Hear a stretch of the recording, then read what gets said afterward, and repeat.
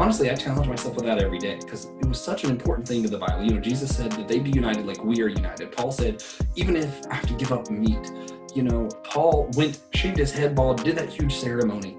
You know, Jerusalem church said, hey, even though he's saying this and Jews are going to think that we're blaspheming, we're still going to submit back to Paul and we're going to love him with open arms. You know, when I look at how much the church went through early on and throughout history to say that they're united, and then I look at what I'm doing for it, you know, at that time, what I was doing for it, I realized, man, you know, and even today, I still have a lot of conviction about it. You know, I realize there have been times in my life that I told people that Baptists aren't really Christians. They believe once saved, always saved. And I look at that today and I think, man, God forgive me. I feel so convicted about some of the things I've said about other denominations.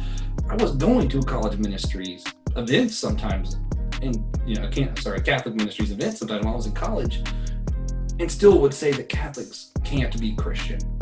Now, a lot of stuff in Catholic belief doesn't line up with Christianity, but that doesn't mean someone can't go to a Catholic church and be a Christian. And at that point, that was just such a black and white line, like area for me. And now I'm like,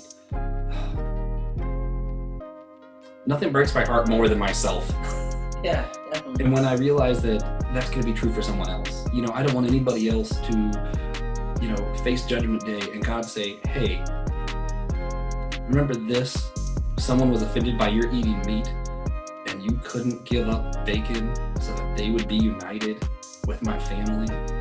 Man, I think of, you know, my family never really fought much, but even when just a little fight between my aunts or something when I went to Kentucky, how much that hurt me. And I think of, we are God's family.